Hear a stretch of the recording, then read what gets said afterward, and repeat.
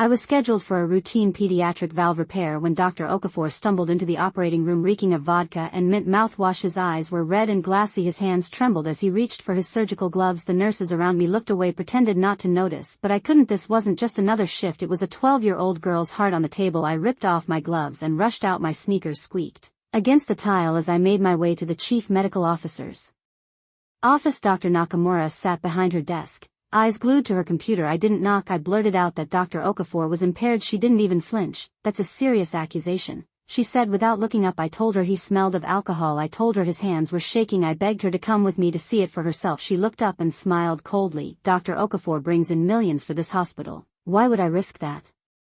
She paused, then added, besides, everyone knows you've had it out for him since last year. I felt my stomach turn. That incident was when he cornered me in the supply closet, tried to kiss me. I shoved him away, said I'd report him. He laughed, brushed my hair with his fingers, walked off like nothing had happened. The next day, people whispered that I'd thrown myself at him, that he turned me down because he was married now. She was using that lie to protect him. Get back to the she snapped. Say one more word and you'll never work in healthcare again. Back in the I saw Dr. Yamoto, the anesthesiologist, prepping the patient. She wore an engagement ring. I recognized Okafor's wife's old ring. They were engaged. I asked her quietly. She nodded. But what kind of fiancé would I be if I ruined his career?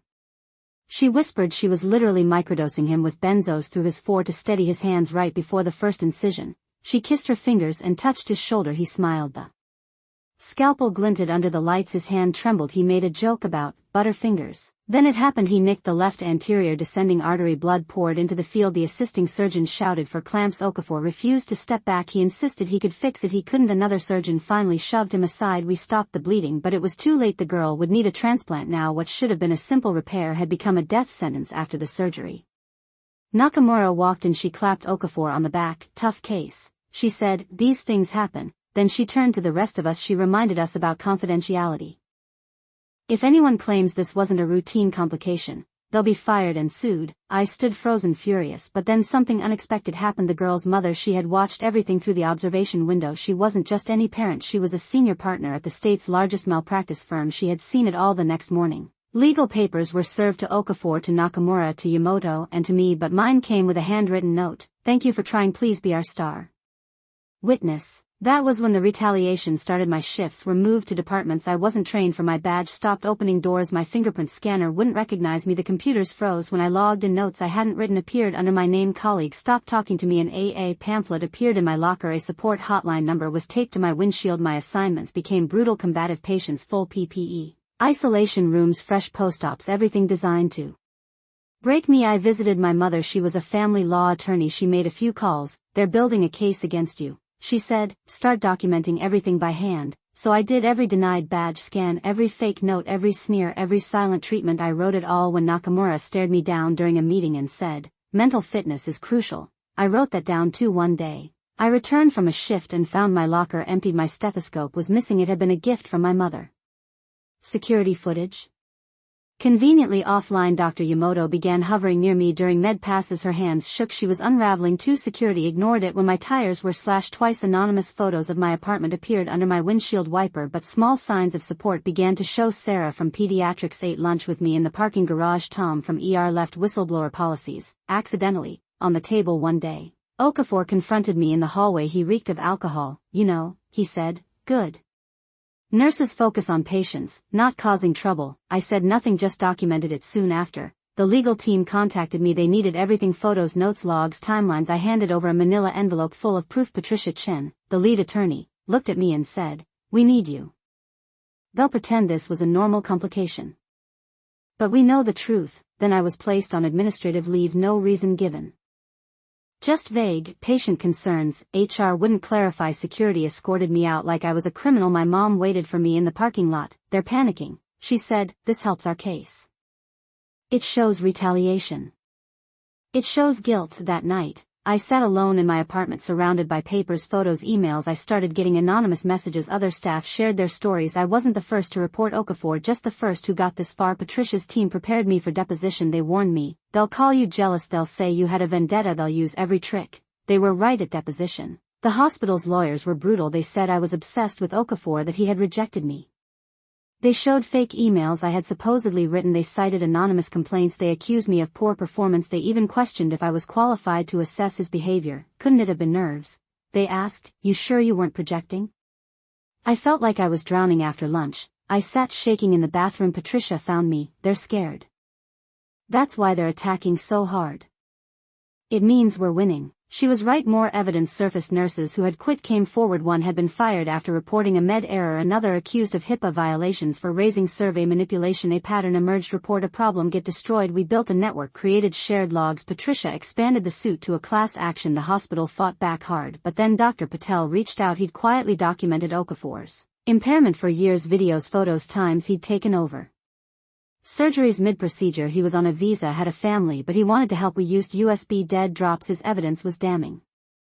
Dr. Yamamoto began to unravel in front of everyone. Her weight dropped. Her hands trembled constantly. She cried in supply closets between cases. One night she showed up at my apartment. Her eyes were wild. She begged me to stop. I mortgaged my house. She said, you're going to destroy both of us. I didn't respond. I just documented her confession. She had admitted to injecting benzos into Okafor's force soon after. The media got wind of everything. A local journalist contacted me. I didn't speak, but somehow details began surfacing. Nakamura tried to spin the story, claimed it was a disgruntled ex-employee seeking attention, but cracks formed. Nurses began quitting. Patient satisfaction scores dropped. Families asked questions. Lawsuits trickled and then flooded. One man learned his mother died after an unnecessary surgery. Another woman's father suffered nerve damage that could have been prevented. Yamamoto's breaking point came when she overdosed in an on-call room. She survived. Her parents flew in from out of state. They hired a lawyer and Yamamoto was finally ready to talk. That broke the dam. The hospital board could no longer ignore it. They launched an independent investigation. Nakamura tried to contain it, tried to handpick the investigators, but too many people were watching, too many lawyers involved. The investigation revealed a decade-long pattern of retaliation. Over a dozen nurses had reported Okafor in the past 5 years each.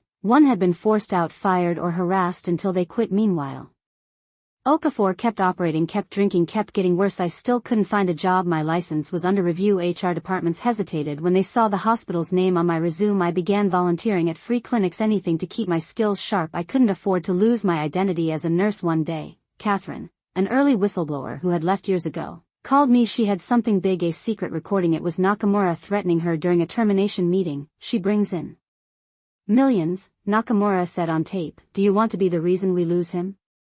Catherine had kept the recording out of fear, but now she handed it over. Patricia filed it with the court. Everything shifted. The board panicked. Nakamura was placed on leave, then fired. No severance, no praise, just a curt press release. Dr. Okafor was reported to the medical board. His license was suspended pending a full review. The hospital folded. They agreed to every demand: oversight, reform, whistleblower protections, patient advocacy initiatives, and full medical coverage for the little girl. She received her heart transplant a week before Christmas. Her mother sent me a photo. The girl wore a red sweater. The scar was barely visible, but her smile glowed alive. Because I hadn't stayed silent, I cried for hours that night, but relief didn't come. I expected to feel victorious. Instead, I felt numb, empty. The hospital had admitted fault. Okafor was gone. Nakamura would face charges.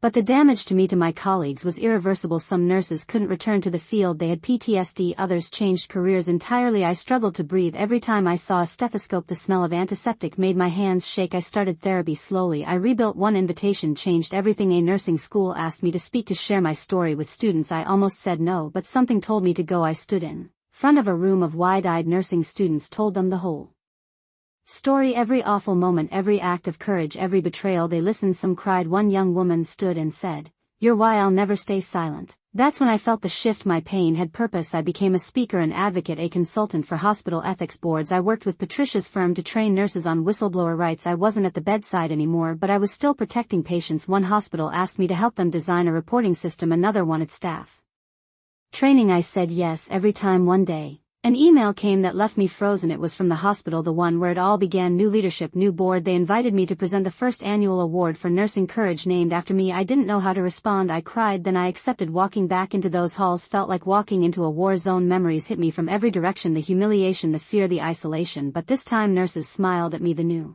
chief medical officer introduced me on stage. "This hospital failed one of its best nurses," he said. "Today, we honor her." I presented the award to a young nurse named Bree. She had reported a senior physician for repeatedly skipping protocol. Because of her, the hospital changed their charting system. She hugged me as I handed her the plaque. I whispered, "You're braver than you know." Afterward, Dr. Patel approached me. He was now head of surgery. He thanked me, said I gave him the strength to speak up. We hugged. I never Imagined we'd make it here. Even Yamoto reached out. She sent me a handwritten letter. She had accepted responsibility, entered a plea deal. Her license was suspended. She apologized, said she was healing. I didn't write back, but I hoped she found peace. The little girl, now a teenager, asked to meet me. We had lunch. She was vibrant, bright. She wanted to become a doctor, like you, she said, the kind who never stays quiet. I couldn't stop crying. The oversight committee released their final report. The hospital had transformed, patient safety up, staff satisfaction up, retaliation reports down, and they credited the whistleblowers. They named us. Our efforts were now policy. Our stories were taught in ethics programs. Hospitals across the country took note. We weren't cautionary tales, we were catalysts. We were the beginning of accountability.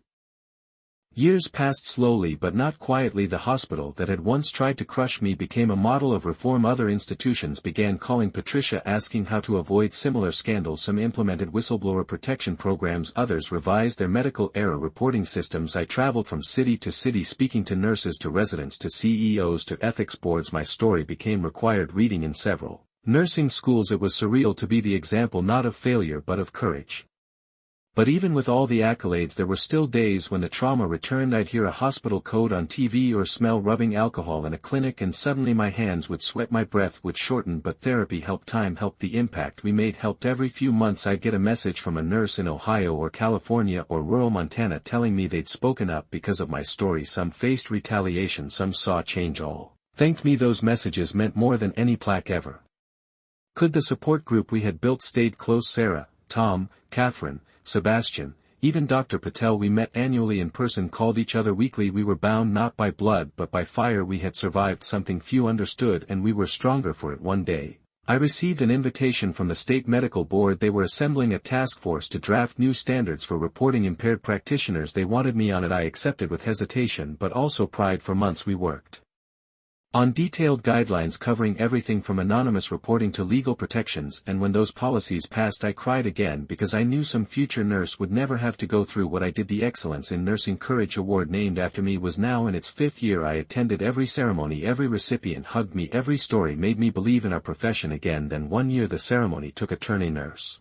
named Jasmine won the award. She had exposed a cover-up involving a contaminated surgical instrument. Her report had prevented dozens of infections, but what shocked me was what she said on stage. She pulled out a folded piece of paper, read from it, "This speech is dedicated to the nurse who came before me, who showed me that truth is worth the cost." I only spoke up because I heard her story, because she reminded me that silence is complicity. Then she looked straight at me. "You gave me courage, now I'll pass it on." I wept openly for all the pain, all the isolation, all the nights I thought I had ruined my life. They led to this, to her, to a new generation of fearless nurses. And then something else happened, something I never expected. The little girl, the one whose life started all of this, she turned 18. She got accepted into a pre-med program. She sent me a letter with her acceptance photo. She was beaming, her hair longer, the same bright eyes. She wrote, "I never forgot you. I want to be a doctor because of you, the kind who listens, who speaks up, who makes it safe for others to speak too. You saved my life. Now I want to save others. Thank you." I framed the letter, put it on my desk, because that's what this was all for. Not the lawsuits, not the policies, not even the awards, but her future, the lives she would touch. That was the legacy. One voice, one choice to walk out of that. Oh,